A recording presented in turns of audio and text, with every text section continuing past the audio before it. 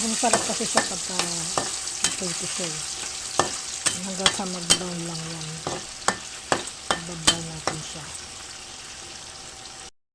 Pagka yung brown, isa na natin yung ating bawang. Itabi lang natin. Tapos isa natin ating bawang. Saka sibuyas. Lagay natin ating sibuyas.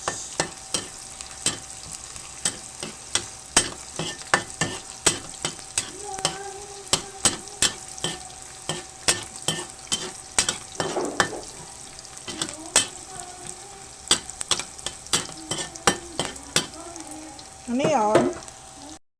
Dito natin bawang at sibuyas, ilalagay natin yung ating gulay. Ating repolyo.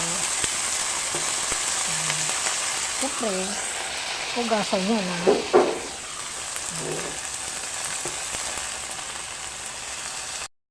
Tingnan natin yung ating carrots. Tapos, itimplahan na natin. Siyempre, lagyan natin ng asin, paminta,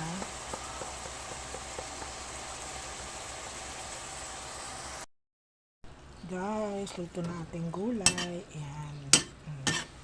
Kain na tayo. Ayan guys, bye. Guys, ayan ang ating ulam. Ang kapartner ay breaded chicken.